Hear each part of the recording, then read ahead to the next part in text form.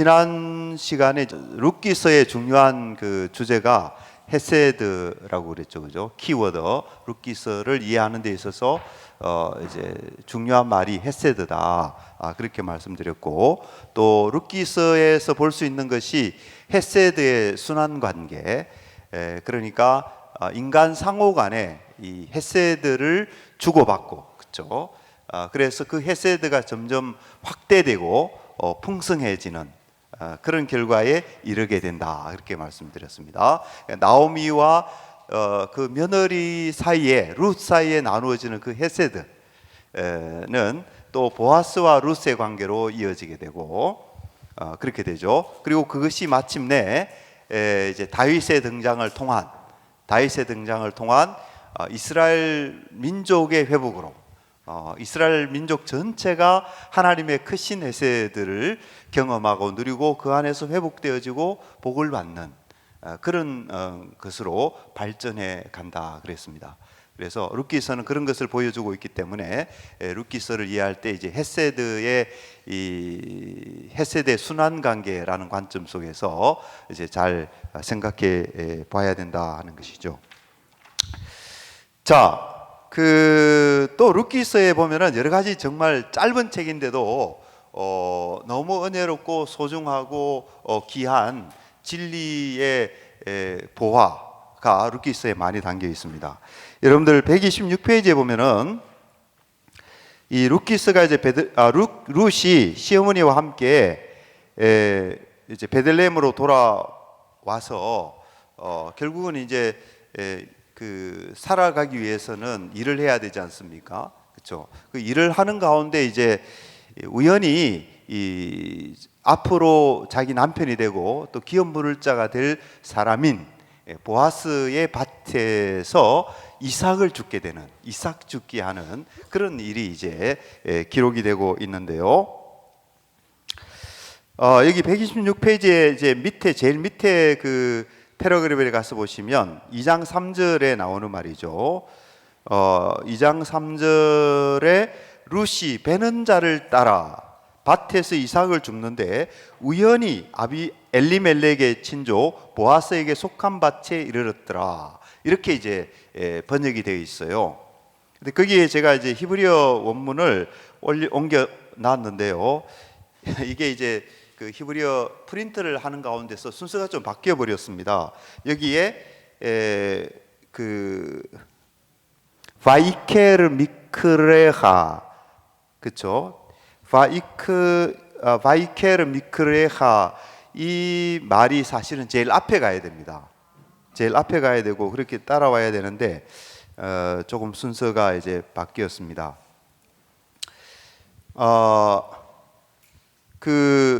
여기에 주어가 뭐냐면요, 미크레하예요.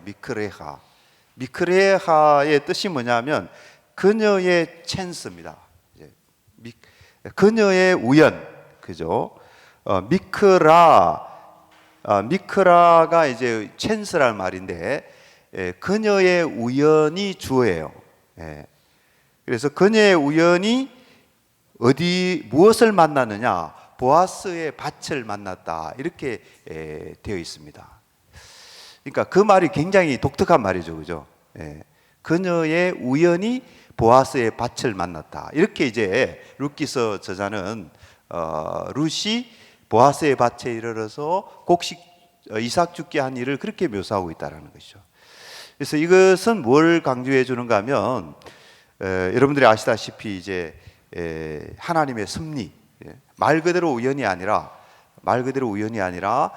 룻이 보아스의 밭에서 곡식을 줍다가 보아스를 만나게 된 것은 그것은 하나님의 섭리 가운데서, 인도하신 가운데서 그렇게 됐다 하는 것을 이제 가르쳐주고 있는 것이죠.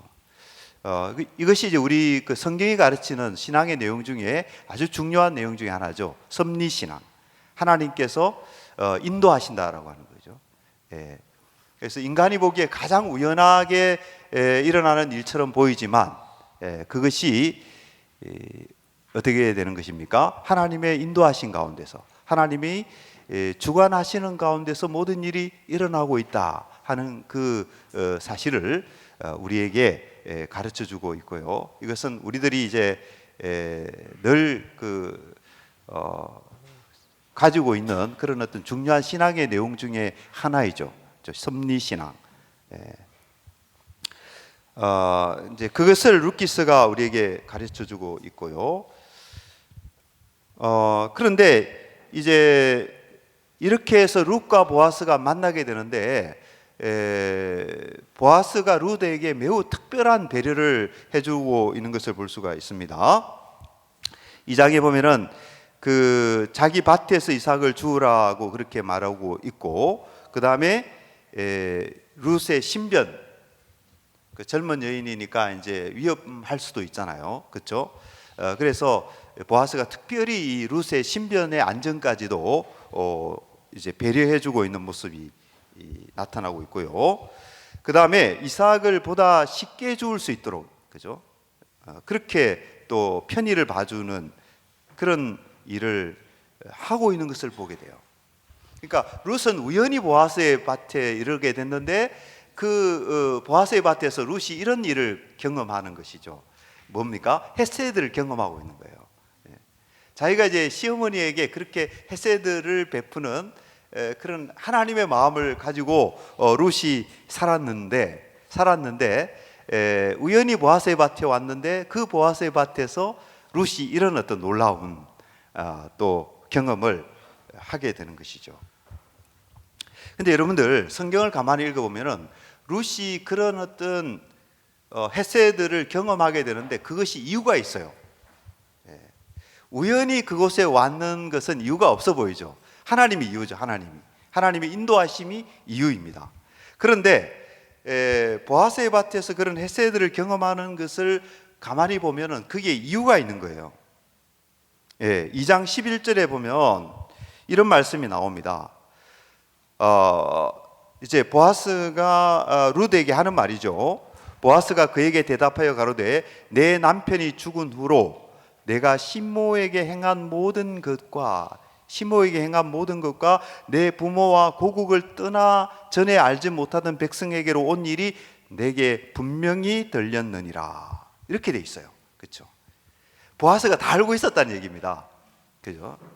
그러니까 룻이 얼마나 귀한 여인인지, 그 자기 모압에서 이제 그 시어머니를 떠날 수도 있는데 그렇지 않고 끝까지 시어머니를 따라왔다라는 것을 귀하게 생각하고 있었다라고 하는 것이죠.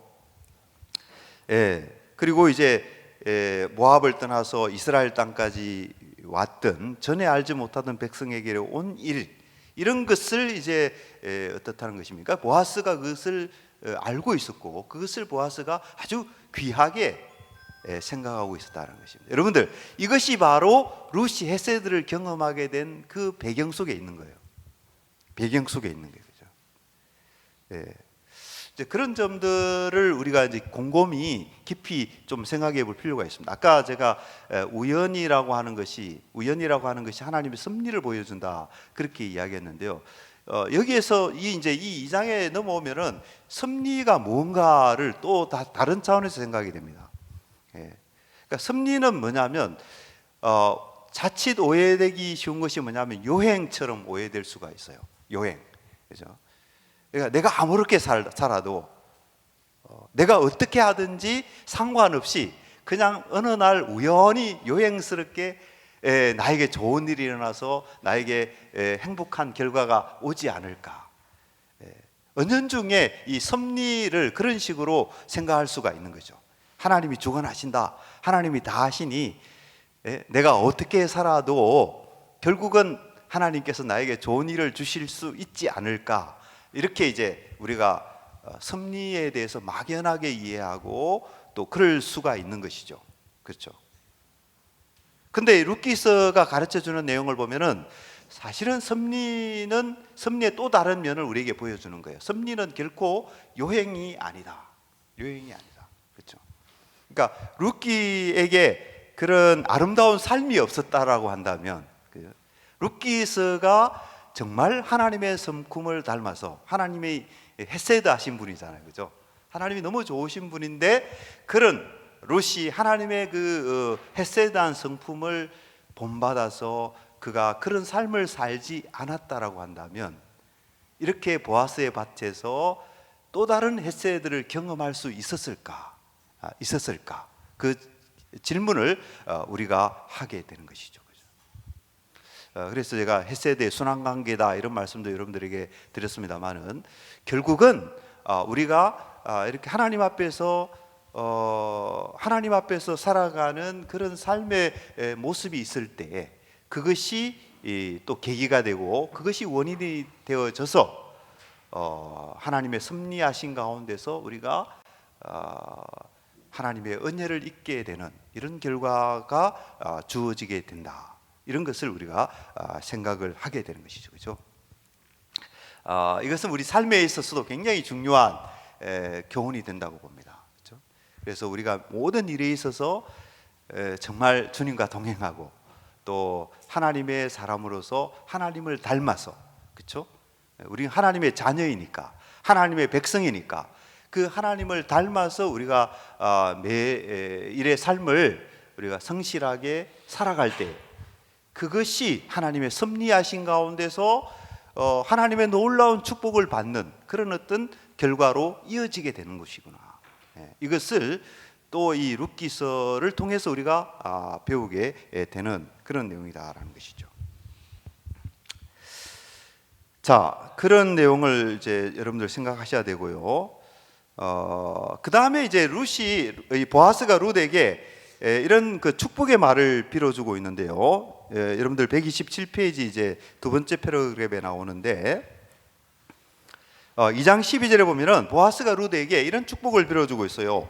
여호와께서 내가 행한 일에 보답하시기를 원하며 이스라엘 하나님 여호와께서 그의 날개 아래에 보호를 받으러 온 내게 온전한 상 주시기를 원하노라. 그런 말이 나오고 있습니다.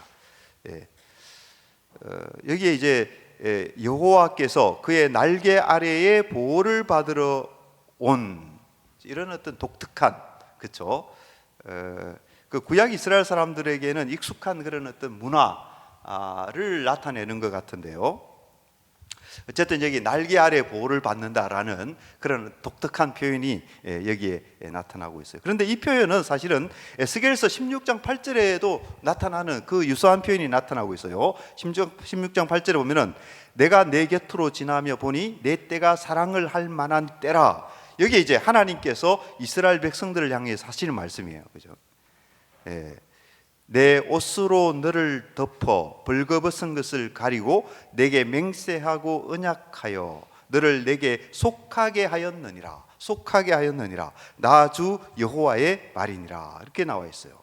근데 여기에 내 옷으로 너를 덮어 이렇게 번역이 되어 있습니다만은 히브리어 성경에는요 그걸 문자적으로 번역하면 내 날개로 너를 덮어 이런 말입니다.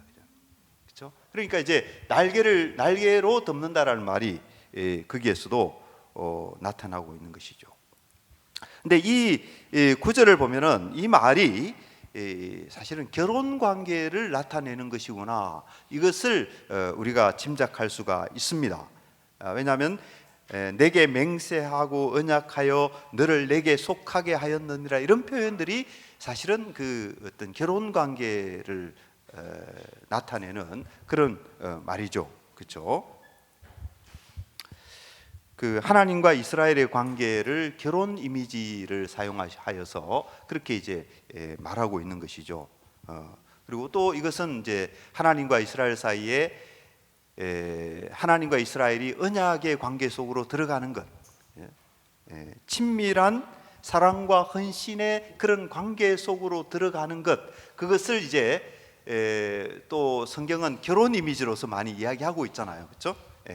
그래서 그런 하나님과의 관계를 나타내고 있습니다. 그래서 이 보아스는 룻에게 그런 축복을 빌어주고 있는 거예요. 룻이 하나님의 백성이 되어서 하나님의 돌보심을 받기를 원하는 경건한 여인이구나. 하나님의 백성이 되기를 원한다. 어머니의 하나님이 나의 하나님이 될 것이다. 이렇게 말했잖아요, 그죠? 그래서 룻이 하나님의 백성이 되어서 하나님의 돌보심을 받기를 원하는 경건한 여인이다. 이것을 보아스가 알고서 루드에게 그런 축복을 빌어주고 있는 거예요. 예. 예. 그래서 이제 하나님으로부터 상이 있기를 보아스가 루드에게 그렇게 말하지 않습니까? 여호와께서 내가 행한 일에 보답하시기를 원하며 이스라엘의 하나님 여호와께서 그의 날개 아래에 보호를 받으러 온 내게 온전한 상 주시기를 원한다. 상을 주시기를 축복해 주고 있는 것입니다. 근데 여러분들 나중에 이제 3장에 가서 보면요, 룻이 보아스를 만나지 않습니까? 또 다른 이제 맥락에서 만나게 되는데, 그때에 룻이 보아스에게 뭐라고 말하는 거? 이렇게 말하죠. 나는 당신의 여종 룻이 오니 당신의 옷자락을 펴서 당신의 여종을 덮으소서. 이는 당신이 기업을 물을 자가 됨이니이다. 이렇게 이제 룻이 또 보아스에게 요구를 하죠, 그죠? 이런 것이 굉장히 이제 흥미롭고 재미있습니다. 결국은 그 전체를 우리가 보면은 보아스가 룻에게 빌어준 그 축복이 말이죠. 여호와께서 상 주시기를 원하노라. 여호와의 날개 아래 온 너에게 여호와께서 상을 주시기를 원하노라. 그렇게 축복을 빌어주었는데 그 축복이 사실 누구를 통해서 이루어집니까? 그렇죠. 바로 보아스 자신을 통해서 이루어지게 된다라고 하는 것이죠. 그렇죠? 그런 것이 아주 흥미롭게 나타나고 있습니다.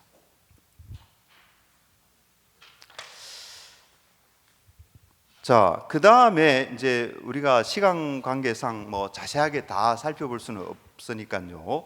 조금 이렇게 이제 빨리빨리 넘어가게 되는데, 자, 128페이지로 보면은 결국은 이제 그 룻이 이 보아스를 만나게 되고 보아스를 기업 물을 자로 정하고 그렇게 됩니다. 그렇게 되는데 룻이 이제 보아스를 그 타작마당에서 밤에 만나서 룻이 보아스에게 이렇게 말하죠. 방금 제가 읽은 구절입니다마는, 나는 당신의 시녀이오니 당신의 옷자락으로 시녀를 덮으소서. 당신은 우리 기업 물을 자가 됨이니이다. 이렇게 이제 해서 결국은 이제 룻과 보아스가 여러 가지 절차를 밟아서 결혼을 하게 되죠, 그죠? 보아스가 룻의 기업 물을 자가 되게 되고 그렇게 됩니다.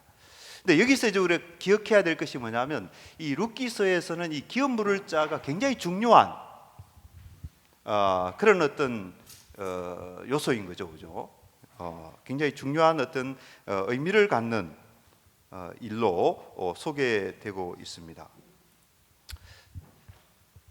제가 아까 이제 룻기서에 나타나는 주제가 헤세드의 순환 관계다 이렇게 이야기했습니다만은, 여러분들 이 구약에 여러 제도들이 있는데 그런 헤세드의 가치를 아주 잘 담아내는, 그렇죠? 하나님과 이스라엘 백성들 사이의 그 언약의 가치를 나타내는 말이 헤세드인데, 그 헤세드를 잘 담아내는 제도가 뭐냐 하면 이 기업 물을 제도라고 생각합니다. 기업 물을 제도. 그 경제적으로나 여러 가지 상황적으로 어려운 가운데 있는 사람들의 형편을 해결해 주는 사람, 그것이 기업 물을 자이지 않습니까? 혼자서는 도무지 헤어나올 수 없는 그런 어떤 어려운 상황 속에 있는데 그 상황을 이제 해결해 주고 거기에서 건져주는 존재, 그게 기업 물을 자거든요. 그죠? 그 역할을 이제 보아스가 해주고 있는데 이것이 이제 헤세드의 가치를 잘 담아내고 있다는 것입니다. 하나님이 어떤 분이신가? 하나님이 은혜로우시고 자비로우시고 인애가 충만하신 분이잖아요. 그렇죠? 그런 제도, 그런 이제 하나님의 성품을 잘 담아내는 제도가 기업 물는 그런 제도다라는 것입니다. 그런데 여기에 룻과 보아스의 관계는 그런 이제 기업 물을 자와 기업 물음을 받는 그런 관계인데, 사실 이것은 그리스도와 교회의 관계를 잘 나타내고 있다, 이렇게 볼 수가 있습니다. 그렇죠? 우리 이 인간은 어떤 존재입니까? 하나님 앞에서 사실은 우리 인간은 나오미와 룻과 같은 형편에 있다라고 볼 수 있죠. 어떤 면에서. 그렇죠? 스스로 살아갈 길이 막연하고, 어떤 면에서 누구의 도움을 받지 않으면 아무 소망이 없는 존재, 그것이 인간이거든요. 그렇죠? 그것이 우리들입니다. 우리는 비참한 자들이고, 그 다음에 거의 영적으로 파산한 자들이고, 그 누가 우리에게 도움을 베풀어 주지 않으면 우리에게는 아무 소망이 없는 그런 존재이거든요. 그런 존재이거든요. 그런데 그리스도께서 어떻게 하셨습니까? 그리스도께서 우리의 기업 물을 자가 되어 주신 거죠. 당신의 날개를 펴사 덮으소서, 룻이 보아스에게 사실은 그렇게 이제 말하고 있는데, 저는 그렇게 생각합니다. 그 말은 사실은 우리들이 그리스도에게 날마다 고백하는 내용이다. 당신의 날개를 펴서 우리를 덮으소서, 이렇게 고백하는 내용이다 하는 것이죠.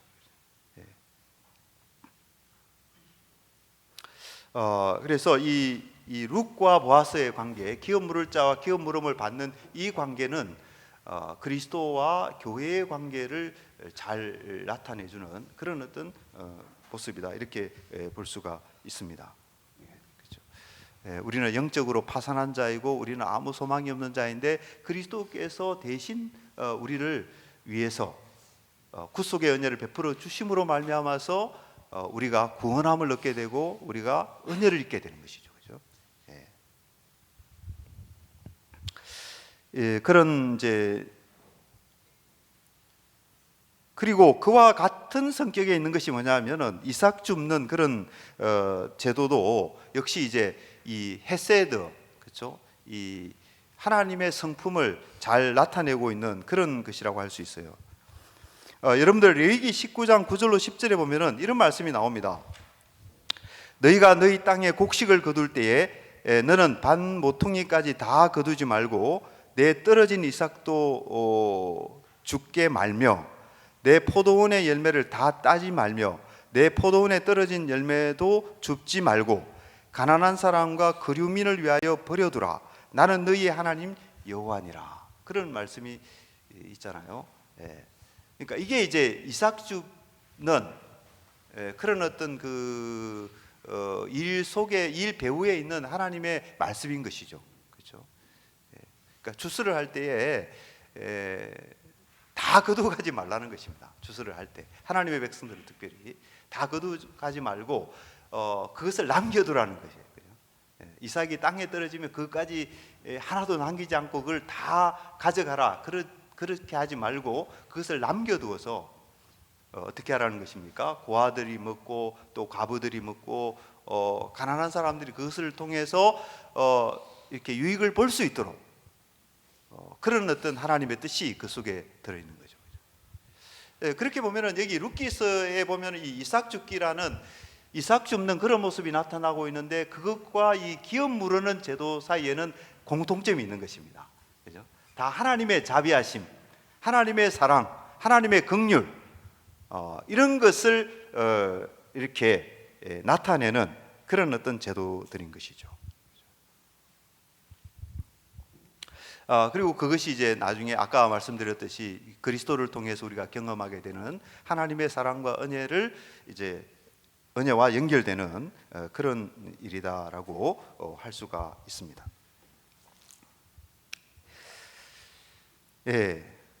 자, 그리고 또 한 가지 이제 우리가 주목해야 될 것이 있는데요. 여러분들 보아스가 이제 밤에 그 룻을 만나지 않습니까? 매우 어색하고 또 우리에게는 굉장히 낯선 일이죠. 그렇죠? 낯선 일인데, 근데 보아스가 룻을 만나서 룻에게 이런 말을 해요. 가로되 내 딸아 여호와께서 내게 복 주시기를 원하노라. 내가 빈부를 물론하고 연소한 자를 쫓지 아니하였으니 너의 베푼 인애가 처음보다 나중이 더하도다. 이렇게 보아스가 이야기를 하고 있어요. 그렇죠? 이 말씀을 여러분들 어떻게 이해해야 될까요? 너의 베푼 헤세드가 처음보다 나중이 더하도다 이렇게 말했는데요. 처음 인내는 뭘까요? 처음 헤세드는 뭘까요, 여러분들? 그렇죠, 그죠? 네, 맞습니다. 그러니까 룻이 이제 모압 땅에서 자기 가족들에게로 돌아가지 않고 시어머니를 따라 나선 것, 그것이 처음에 베풀었던 헤세드인 거예요. 그러니까 룻이 왜 모압 땅에서 이스라엘 땅으로 왔는가를 우리가 그 한 면을 알 수 있게 됩니다. 당연히 신앙이 이 배경이 있죠, 그죠? 여호와를 섬기는 여호와의 백성이 되고자 하는 그런 마음이 있지만, 그러나 그것과 함께 같이 있었던 것이 뭐냐 하면 시어머니에 대한 마음이었던 거예요. 이 홀로 된 시어머니를 어떻게 내가 떠날 것인가 라는 마음이죠. 그게 바로 사실은 헤세드의 마음이죠. 하나님의 성품이죠. 하나님께서 룻에게 주신 마음이고, 그것은 사실은 하나님께로부터 온 마음이라고 할 수 있어요. 그렇죠? 하나님은 헤세드의 하나님이니까, 인애의 하나님이니까 그 하나님으로부터 룻에게 그런 마음이 왔다라는 것이죠. 왔다라는 것이죠. 그래서 그 헤세드의 마음으로 시어머니를 떠나지 아니하고 끝까지 시어머니를 따라서 이스라엘 땅으로 온 거예요. 그래서 하나님을 섬기고자 하는 그 룻의 마음과 또 시어머니를 섬기고자 하는 그 룻의 마음이 서로 같이 가는 거예요. 같이 헤세드 속에 다 그것이 녹아 있다라는 거죠. 그것이 룻에게 있었던 처음 헤세드였던 거예요. 그런데 여기에 보아스가 나중이 더하도다 이렇게 이야기하고 있거든요. 그러면 나중에 헤세드, 이거는 뭐냐 하는 것이죠. 예.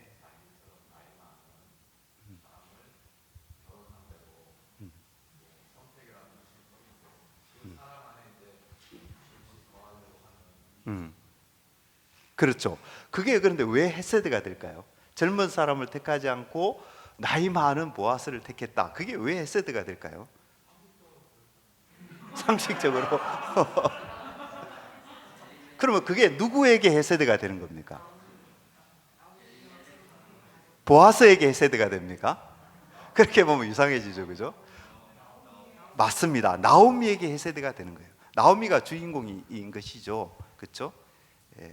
그러니까 룻은 왜 이런 선택을 했느냐? 자기 자신의 행복만을 추구하고 자신의 유익만을 추구하는 그런 어떤 인물이었다면 룻은 어떻게 했겠어요? 당연히 젊은 사람을 따라갔겠죠. 그죠?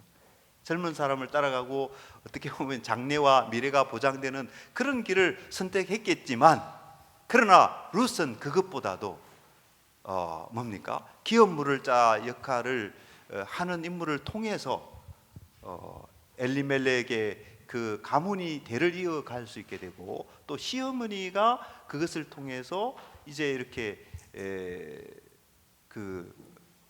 시어머니가 그것을 통해서 삶을 이렇게 누릴 수 있도록 이어갈 수 있도록 하는 그런 어떤 마음이 룻에게 크게 작용하고 있었던 것이죠. 그렇죠? 그래서 자기만을 생각하지 않고 이렇게 결정한 그것을 보아스는 알았던 거예요. 보아스는 봤던 거예요. 그렇게 보면은 이 룻은 정말 놀라운 사람이죠. 하나님의 성품을 잘 가지고 있었던 사람입니다. 그러니까 보아스하고 닮은 거예요. 보아스도 자기의 손해를 감수하면서까지도 이렇게 고엘 역할, 그렇죠? 기업 물을 자의 역할을 보아스는 하지 않습니까? 그렇죠?